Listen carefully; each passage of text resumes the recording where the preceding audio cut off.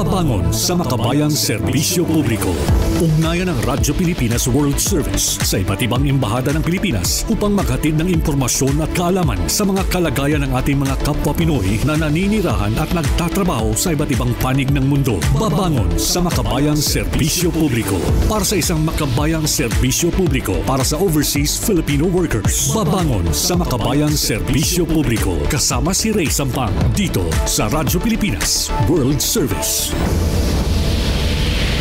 Muli po isang masaya at mainit na pagbati mula po dito sa inyong bayang Pilipinas at ito po ang programang Babangon sa Makabayang Serbisyo Publiko. Hatid po sa inyo ng himpilang Radyo Pilipinas World Service, ang overseas station ng Presidential Broadcast Service Bureau of Broadcast Services. Kami po ay nasa ilalim ng Presidential Communications Office. Ako po inyong lingkod, Ray Sampang, kasama ang ating production at technical team. Sa production side, of course, kasama pa rin natin sila Miss Susan Aison and si Mr. Milo Jonela, at ang ating kasama na rin na si Hero sa ating master control. Sa production side naman po, kasama natin si Ms. Steph Vicente, si Jerome Toledo at si Mr. Erwin Peñano. And of course, we would like also to greet and acknowledge ang ikang po contribution at assistance ay binibigay sa atin ng ating mga kasamahan sa Voice of America na sa pamamagitan po nila nagagawa po natin makapag-broadcast sa iba't ibang panig ng mundo. Muli po, ito ang programang Babangon sa Makabayang Serbisyo Publiko. At para po sa araw na ito, para sa edisyong ito ng Babangon sa Makabayang Serbisyo Publiko, we will have today our ambassador, our Philippine ambassador to China. Opo, tama po yung narinig nyo. Ang ating Philippine ambassador to China, walang iba kundi His Excellency Jaime Flor Cruz, ang ating ambassador to China. Medyo maganda-ganda po rin itong magiging usapan natin, talakayan natin dito sa ating embassy sa China. So, magandang araw po, Your Excellency Jaime Flor Cruz.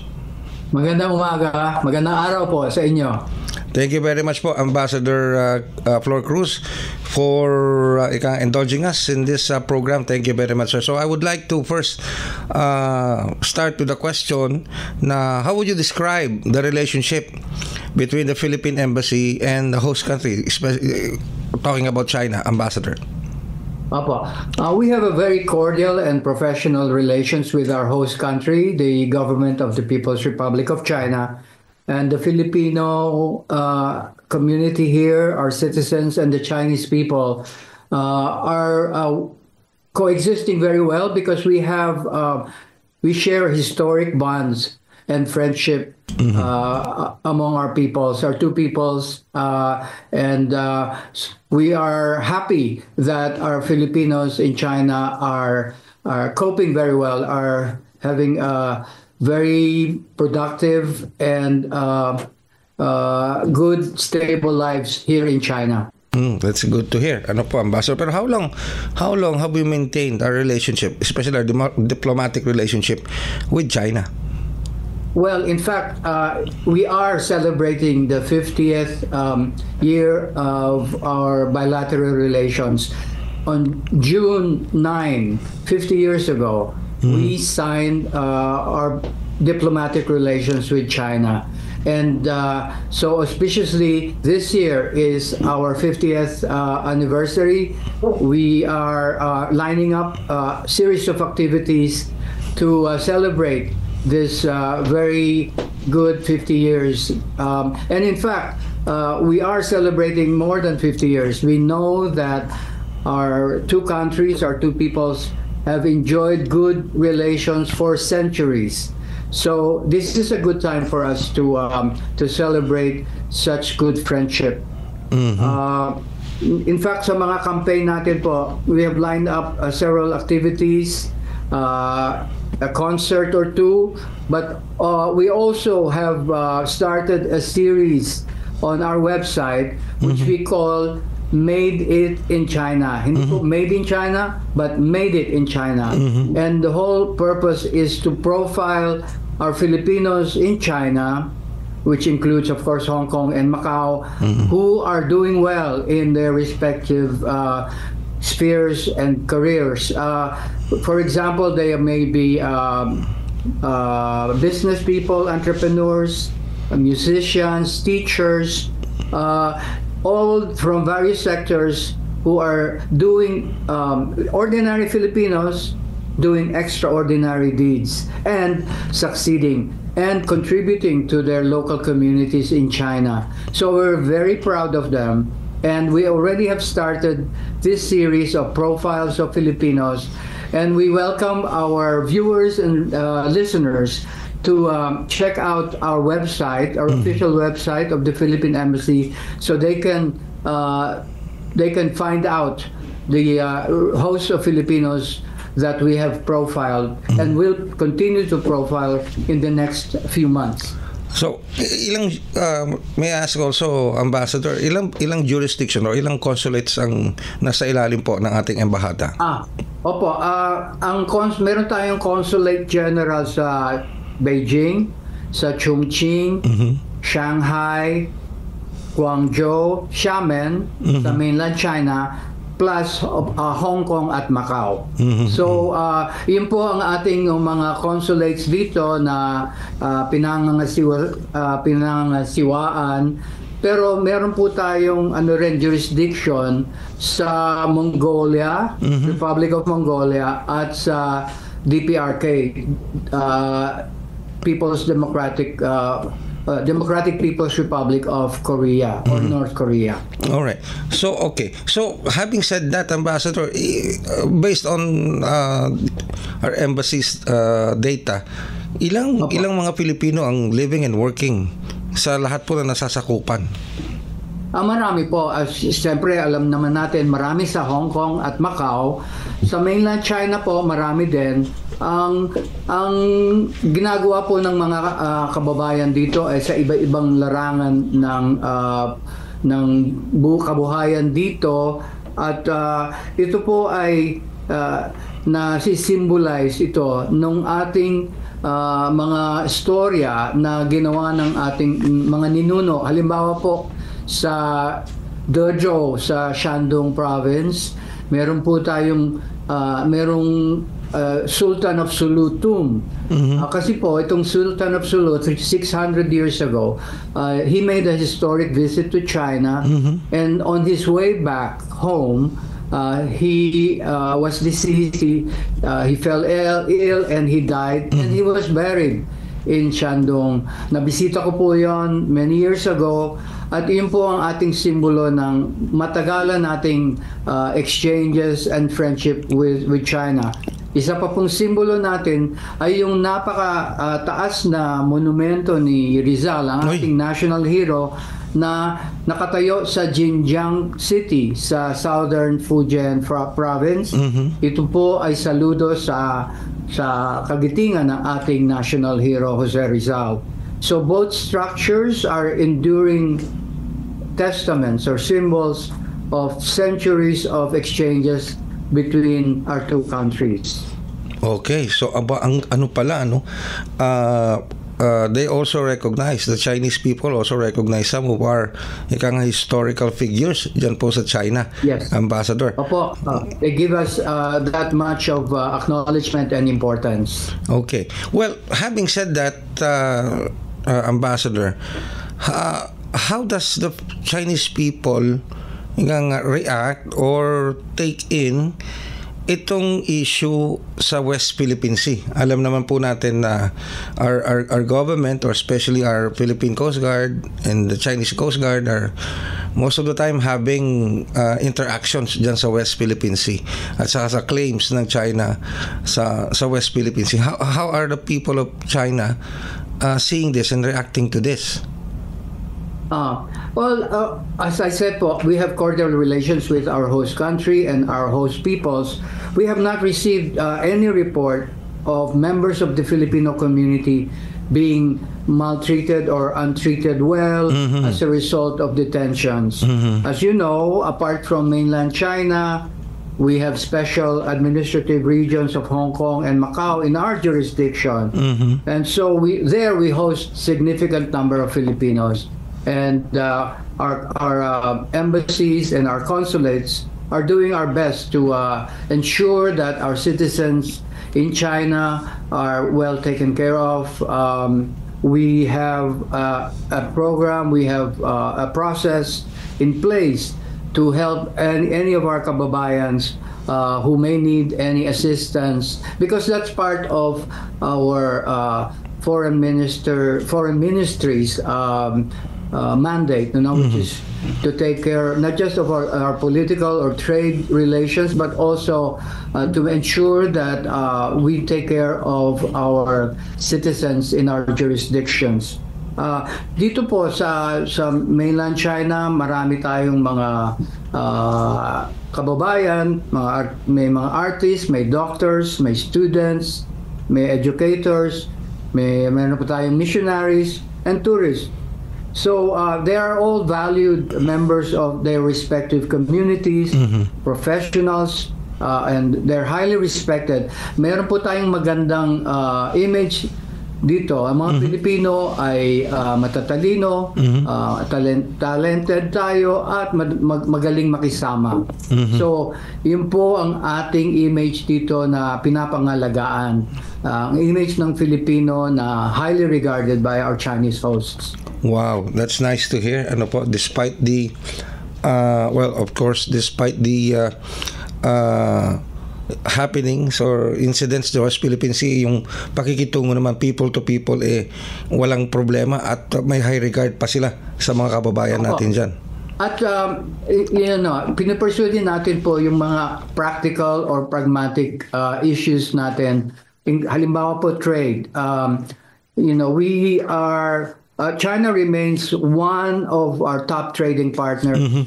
Our total trade value po amounts to about $42 billion in 2024, which is about 21% of the Philippines' total trade value that year. So napakalaki po ang potential na mapalawak pa natin ito.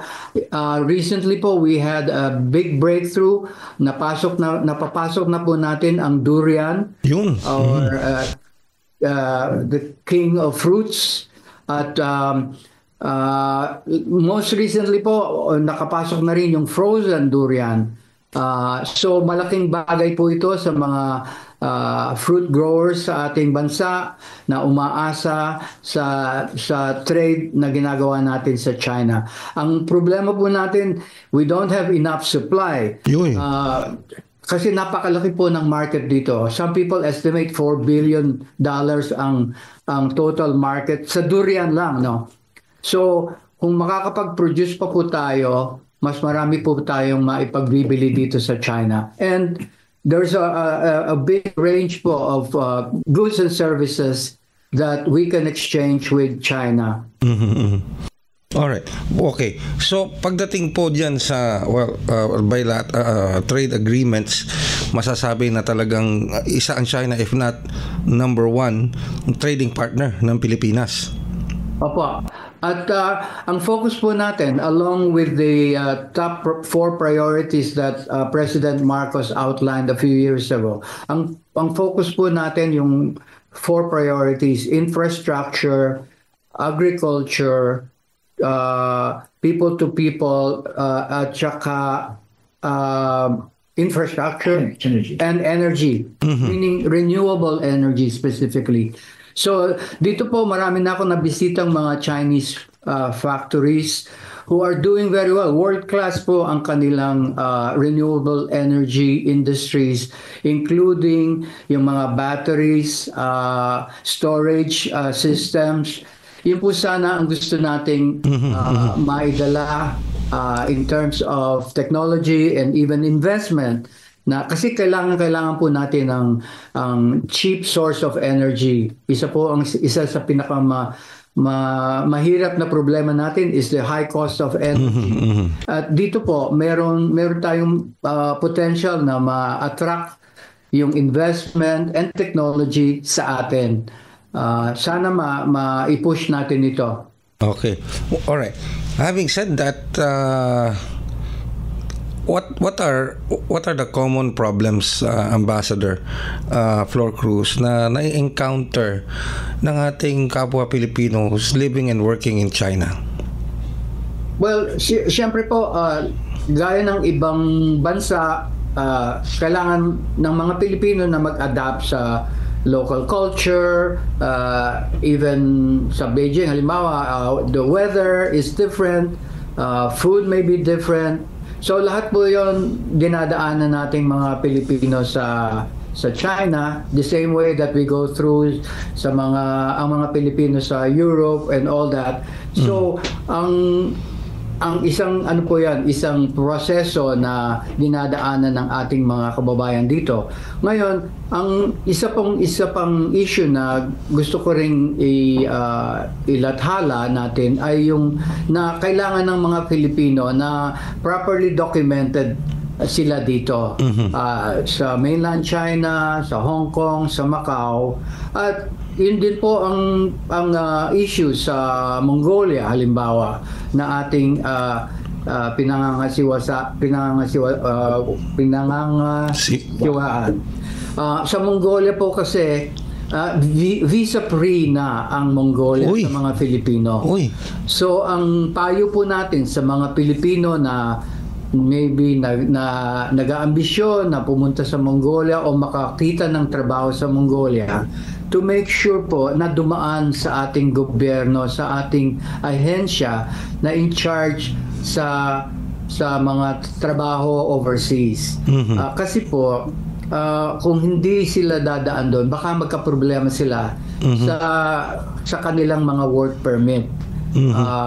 While we encourage more Filipinos to explore job possibilities, job opportunities in China or in Mongolia, we earnestly advise our Filipino compatriots to make sure that they go through the proper process para hindi rin po sila ma-expose sa mga illegitimate mga labor, mga scams o human trafficking.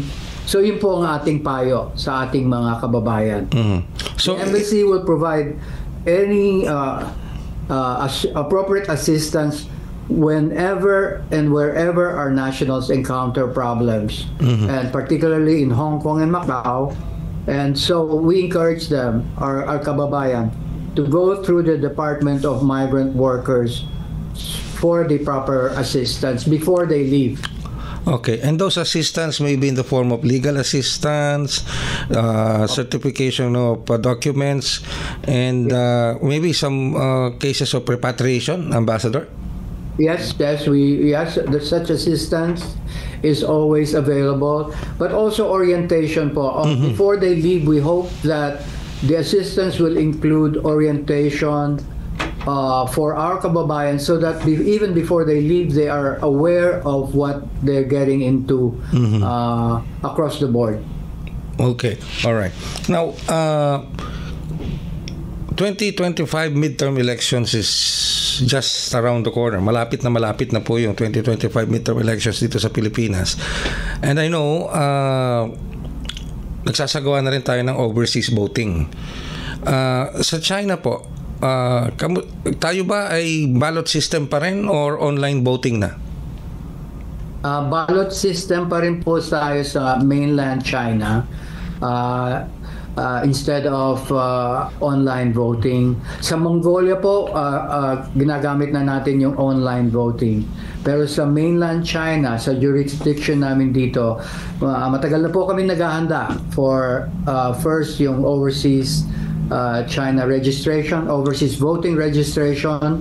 Handa na po kami sa dyan at magkakaroon po kami ng further training sa aming mga staff para ma-conduct namin po yung overseas voting hanggang Mayo. So sa Mongolia, online voting po. Pero sa mainland China, it's still ballot voting. It's still ballot voting. Sa Hong Kong po ay online online voting na. Sa Macau po, online din? Macau din po ay online voting. Okay. So mainland China lang talaga ang ballot voting, ano? Opo. Okay. Kasi mayroon po tayong consideration ng logistics dito sa mainland China. Baka mahirapan yung iba na hindi magkaroon ng convenient online connection. Kaya ballot voting pa rin po tayo. Alright. You mentioned kanina, Ambassador Flor Cruz, na meron na rin tayong consulate sa North Korea. Did I hear that correctly? Hindi po. I am the non-resident ambassador to Okay. North. Wala po tayong consulate or embassy doon, pero nasa ating pong jurisdiction yon. Okay. So we are looking forward to presenting my credentials soon sa Pyongyang at ma-reestablish natin yung contacts and exchanges natin doon kasi napahinto po yun nung pandemic. Okay, all right. So, sa kasalukuyan po, may I know lang kung ano na po yung mga na-extend na assistance o public service na ibibigay natin sa ating mga kababayan. Besides dito sa mga nabanggit nyo, Ambassador, yung mga currently nasa prison system ng China ngayon. Meron pong mga ilang kaunting kaso na nabanggit nyo.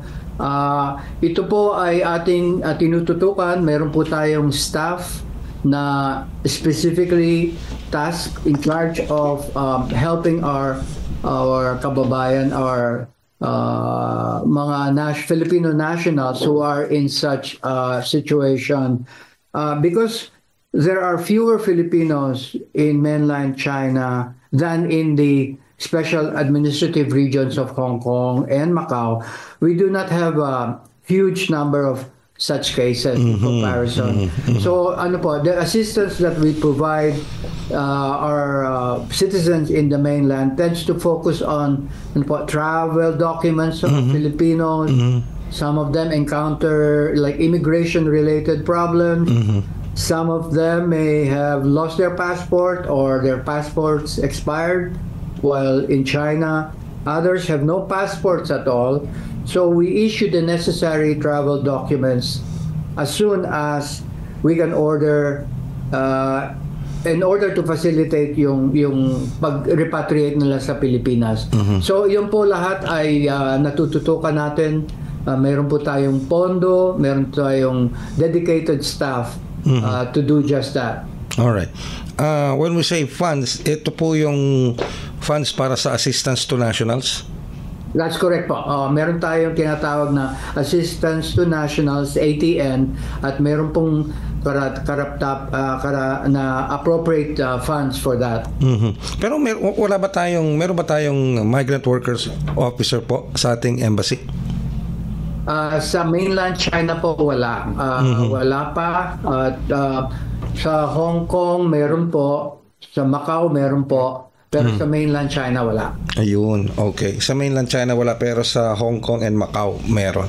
Alright. Meron po. Okay, sige po. Pero meron pa ba tayo, Ambassador, Your Excellency, ng mga nagtatakang pumasok sa China or sa Macau or Hong Kong illegally? Yan talagang walang mga dokumento? Kuminsan po, meron pa rin tayong nababalitaan o na-encounter na ganon. Bihira po sa mainland China. And then mas marami po yung ngayon sa Mongolia dahil visa-free na po ang Pilipinas sa Mongolia. Na nababalitaan nyo ng ilang mga kababayan, mga dumadaan sa Singapore halimbawa at dumidiretso doon na walang tamang papeles na magtrabaho halimbawa. Kaya nga po ang ating paalaala sa mga kababayan na maaring nag-iisip na gano'n na huwag po sana niyong gawin yon unless dumaan na kayo sa tamang proseso, sa tamang ahensya ng gobyerno natin. Otherwise, magkakaproblema po sila. Baka mabiktima pa sila ng human trafficking yan, Ambassador? Tama po. Mayroong mga ganyan, human trafficking, may mga scam, labor recruiters, na papangakuan po sila. Pagdating doon, wala naman yung trabaho. At na-stranded po sila. So, para maiwasan po yon, ang payo namin ay dumaan sila sa proper channels. Although visa-free po ang Mongolia, may limited time lang po yung free visa na yon, Ambassador?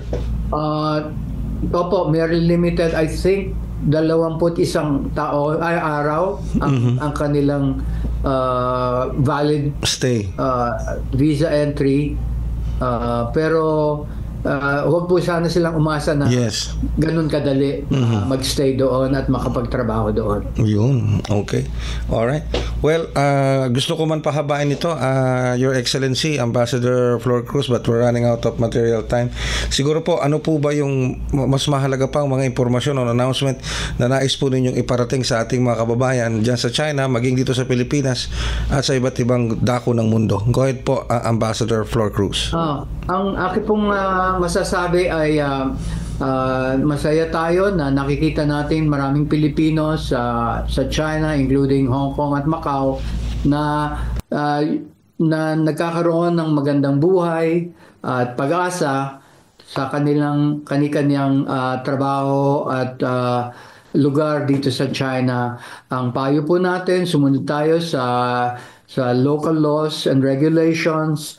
Ay pakita po natin ang magagandang asal ng Pilipino, ang pagiging makapagkaibigan, masayahin, masipag, at sana po mapayabong pa natin ang ating pagkakaibigan sa ating host country, host people, at sa mga darating na panahon, mapayabong pa natin ang Philippine-China friendship. With that, thank you very much, Your Excellency, our Ambassador to China, Ambassador Jaime Flor Cruz. Maraming salamat po, and I hope and pray this will not be the first and the last na makakasama po namin kayo dito sa ating programa. Thank you very much po, Ambassador. Salamat po sa inyo. Ang ating pong Ambassador to China, His Excellency Jaime Flor Cruz. Ayan, so ibig sabihin, although sa kabila ng tension sa pagitan ng ating Coast Guard, Philippine Coast Guard at Chinese Coast Guard, sa kabila po ng sitwasyon sa West Philippine Sea, which we all know about, pagdating naman po sa bilateral relations, when it comes to people, when it comes to exchanges of culture, when it comes to friendship among people, Chinese people and the Filipino people in China, mukhang maganda. At isang evidence doon, sabi nga ni Ambassador Flor Cruz, yung mga historical icons natin, sabihin ko na lang yung pinakamadali, ang ating pambansang bayani, si Jose Rizal, he has his own monument doon sa China. Sabi nga ni Ambassador Flor Cruz, isang mataas na monument kay Jose Rizal bilang pagkilala ng China o ng Chinese people sa sakripisyo at kabayanihan ng ating pambansang bayani. At kinikilala ng Chinese people ang kasipagan, kabaitan at pakikisama at yung professionalism ng mga Pilipino na naninirahan at nagtatrabaho na doon sa China. Pero may paalala rin si Ambassador Flor Cruz, kaya makinig kang mabuti, Jerome, makinig kang mabuti, Step, makinig kang mabuti, Hero and Erwin. Maski si Ate Susan, matagal nang balak pumunta doon yan, kasi may close ties daw siya, parang hinihila siya papuntang Mongolia. Visa free, di ba? Visa free. Man yung tinatawaran si Ate Susan, ikaw talaga, Erwin, Anyway, visa free ang Mongolia for 21 days, hindi po 21 years 21 days ang visa free. Pero ang sinasabi po ni Ambassador Flor Cruz, hindi po kay visa free doon ay pupunta na lang kayo basta-basta doon at gusto nyo magtatrabaho kayo. No, you have to coordinate with the concerned Philippine government agency. Sino yon? DMW, DFA, para po masiguro na yung trabahong makukuha nyo ay hindi illegal, hindi kayo mabibiktima ng illegal recruiter. Dahil napakahirap po. Kahit naman sa kabansa mapunta, kesa Estados Unidos yan, kesa sa Europa, kesa sa Saudi Arabia, kesa sa China o kesa sa Mongolia, pare-pareho lang ho yan. Pare-pareho nagdudulot ng stress, pare-pareho nagdudulot ng mental anxiety, hindi lang sa iyo kundi sa iyong pamilya. Kapag ikaw illegal na pumasok sa isang bansa at naaktuhan at nakulong ka pa dahil sa illegal activity na yan. So pag may bala kayo pumunta ng Mongolia, ulitin ko lang, ini-echo ko lang yung sinasabi ni Ambassador Flor Cruz, na dumaan kayo sa tamang proseso. dumaan kayo sa DMW, dumaan kayo sa DFA kung gusto nyo magturista. Sa bagay, sabi nga, libre, visa free, pero dumaan pa rin kayo doon sa mga agencies na yun just to make sure na hindi po kayo mabibiktima ng mga illegal recruiters o hindi ika nga, para alam nyo kung ano yung dadatnan nyo doon sa bansang Mongolia. Pero maganda yung bansang Mongolia, ha? Maganda yun, ha? Sabi nga ni Step, kung hindi siya makakapunta ng South Korea, sabi ni Step, Mongolia na lang. Sabi niya ganyan. Kasi marami raw magnolia doon sa Mongolia. Anong magnolia? Si Ate Susan, ano na yan, naghahanda na po, nag-i-empake na. Good for 30 days. Hindi pwede 30 days, Ate Susan, 21 days lang. Okay? Alright. Pero si Sir Milo nyo, maraming magandang scenic views doon sa Mongolia. Professional photographer yan, di ba? Marami siyang mga subject na pwedeng kunin doon. Magaganda rin kaya ang mga female kababaihan ng Mongolia, di ba? Alright? Sige. Binebenta natin ang Mongolia. Pero ingat lamang po, ha? Ingat lamang. Just make sure. Sabi, ulitin ko ulit kasi para na rin po sa kapakanan ng ating mga kababayan nito at sa mga overseas Filipino workers natin na baka nag-iisip, libre pala. Visa free, punta ako doon. Mag-isip muna kayong mabuti. Dumaan kayo sa tamang proseso. Dumaan kayo sa mga tamang ahensya para hindi kayo mabiktima ng illegal recruitment. Much more, baka mabiktima pa kayo ng human trafficking. Alright? Maraming salamat po sa isa na namang edisyon ng Babangon sa Makabayang Serbisyo Publiko. Ako po inyong lingkod, Ray Sampang. Hanggang sa muli, maraming salamat po. Babangon sa Makabayang Serbisyo Publiko. Ugnayan ng Radyo Pilipinas World Service sa iba't ibang embahada ng Pilipinas upang maghatid ng impormasyon at kaalaman sa mga kalagayan ng ating mga kapwa Pinoy na naninirahan at nagtatrabaho sa iba't ibang panig ng mundo. Babangon sa Makabayang Serbisyo Publiko. Para sa isang makabayang serbisyo publiko para sa overseas Filipino workers. Babangon sa Makabayang Serbisyo Publiko. Kasama si Ray Sampang dito sa Radyo Pilipinas World Service.